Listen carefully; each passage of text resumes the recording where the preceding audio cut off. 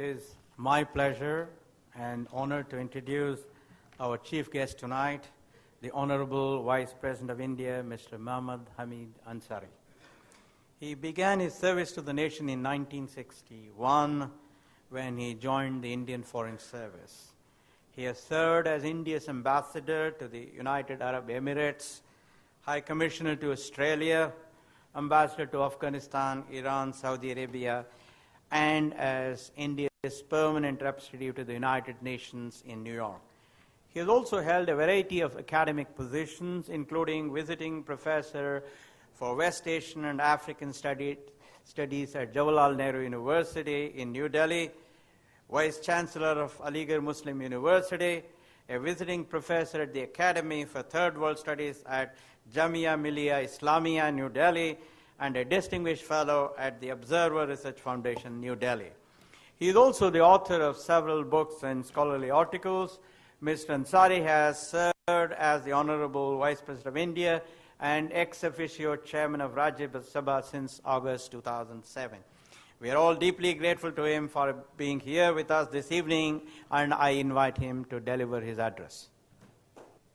Pradhan Mantri Ji, Shri Narayana Murthy, Shri Chris Gopala Krishnan,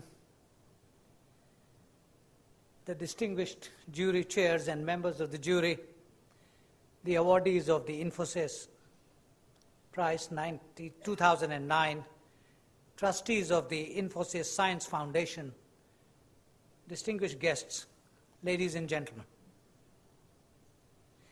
It gives me great pleasure to participate in today's function and present the Infosys Prize 2009 to the very distinguished and accomplished awardees in each of the 5 categories. The initiative taken by Infosys in adding a new dimension to their pioneering work that has changed the business landscape of the country is truly commendable. I congratulate the laureates of the Infosys Prize 2009. Their signal contributions in their areas of specialization have been recognized. They pursued excellence with an intensity that made all obstacles evaporate. Its recognition today would have a demonstration effect and inspire others to do likewise. It would boost the confidence of researchers in physical, biological, and social sciences and related branches of knowledge. Experience the world over shows that scientific research and technological innovation is the key to a nation's prosperity.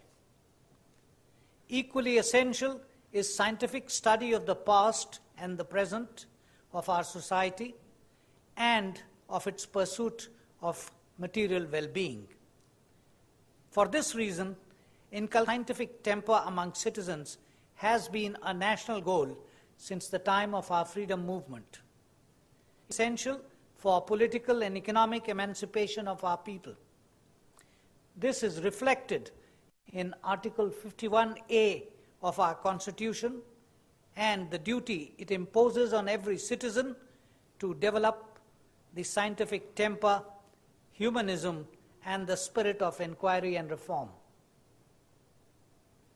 Our achievements in the knowledge industries, especially in information technology, biotechnology, and pharmaceutical industries, have come about due to considerable public investment in tertiary science and technology education.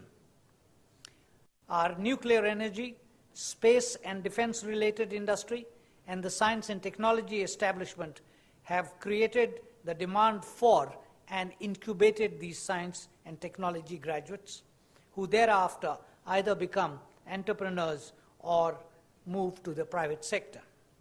And yet, it has to be admitted that research in pure and applied sciences has not received its due.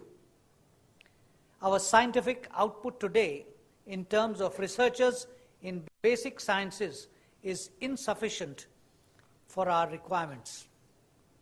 This has a direct impact on our contribution to innovations and patents and compares unfavorably with our peers and competitors. One reason for this is our society's value system and a lack of focus on the priority that should be accorded to the pursuit of knowledge for its own sake. I'm aware that prospects for remunerative employment primarily guide the choice of subjects for study and research. Many students in urban and metropolitan areas are not interested in higher education and prefer to pursue jobs in service industries. The potential of India as a global power, however, and its vision of inclusive growth and optimal utilization of the human potential of its citizens cannot be realized without encouraging greater participation in quality higher education and scientific research. This needs to be done by harnessing the resources and efforts of all stakeholders, namely the government, universities, national laboratories and institutes of excellence, public and private sector companies, and even venture capitalists. We do need new investments and incentives from the private sector so that our young people will be encouraged increasingly to pursue and thereafter seek a career in science.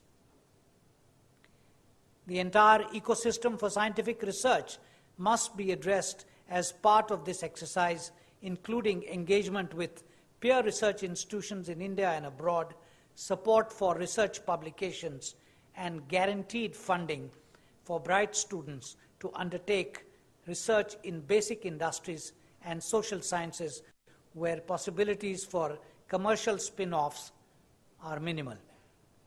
We need a national recognition that success in applied science and commercially feasible technological innovation flows from a solid foundation of basic science research. Ladies and gentlemen, we live in a world in which business corporations are increasingly the principal economic agents at both the national and global levels. As James Wolfenson put it, the proper governance of companies will become as crucial for the world economy as the proper governing of countries. The economic turbulence of the last 2 years demonstrates the adverse global public consequences of private greed and recklessness in some places.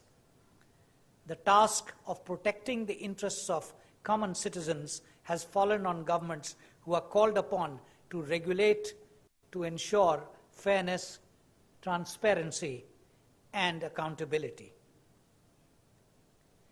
The importance of the business paradigm of Infosys is in broad basing the definition of stakeholders in a corporate enterprise. As a global corporation founded and based in India, Infosys is amongst the few to prioritize its obligations towards the society at the same level as towards its shareholders and others. It has given new meaning to corporate social responsibility, and the setting up of the Infosys Science Foundation is another milestone. I once again congratulate the awardees and thank Shri Narayana Murthy for inviting me to participate in today's function. Thank you. I request Mr. Murthy to now present a small gift of our thanks to our chief guest as a token of our appreciation.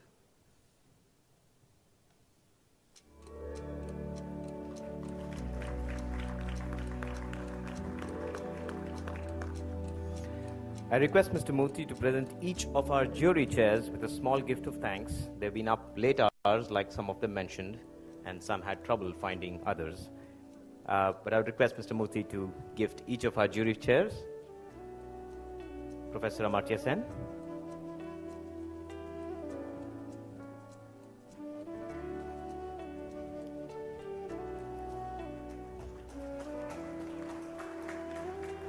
Professor Srinivasa Varadan.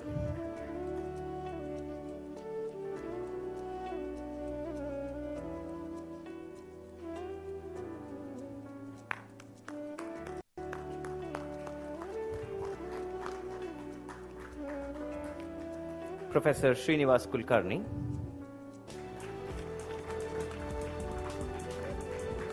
And Professor Subra Suresh.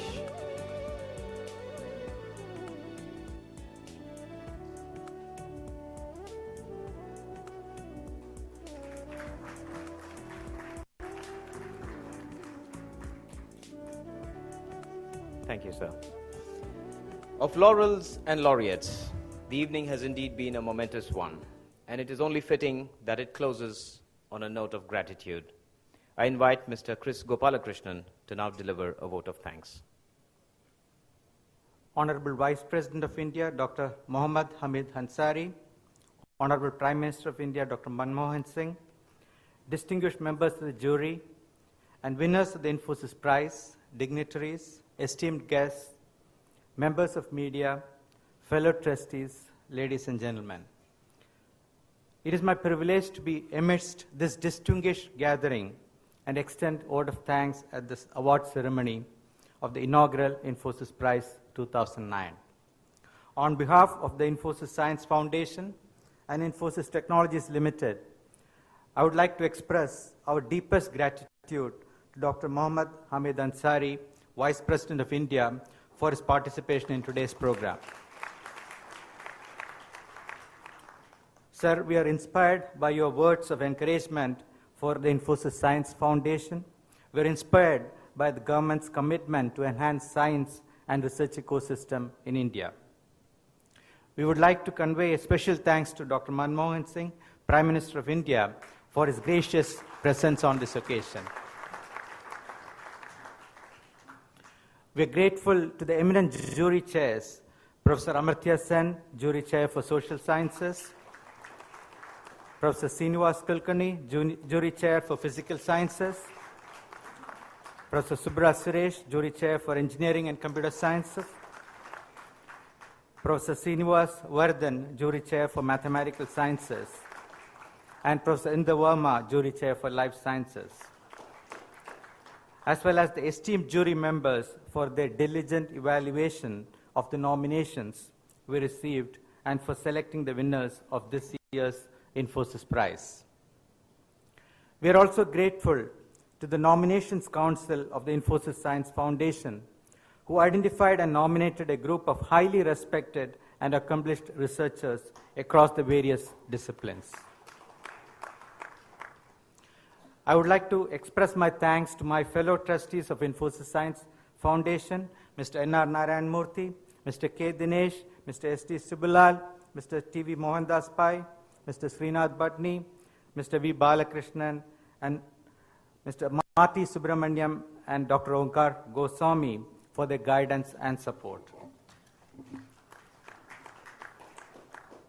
I would like to extend my congratulations again to the winners of the Infosys Science Prize for their presence and for making this a memorable event. Researchers like you are the inspiration for the Infosys Science Foundation and the reason for Infosys Prize. It is our hope that there are many Indians, particularly young people, who will be inspired to follow in your footsteps. I extend our most sincere thanks to all our distinguished guests and friends from the media who have joined us today to acknowledge and celebrate the winners. I would also like to thank all the people who have worked hard to make today's event possible. Last but not least, I would like to thank the Program Office of Infosys Science Foundation, who has worked diligently behind the scenes to ensure the success of this program, working with the Nominations Council, juries, and with the trustees of the Infosys Foundation to make the inaugural year of Infosys Prize a grand success.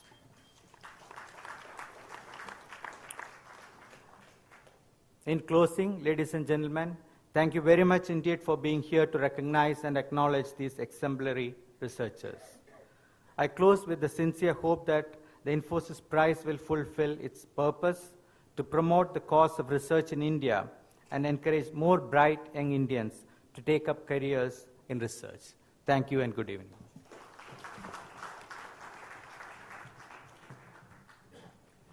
Thank you, Mr. Gopalakrishnan. I would like to invite all of the Infosys Prize 2009 laureates to the stage for a group photograph with the Honorable Vice President.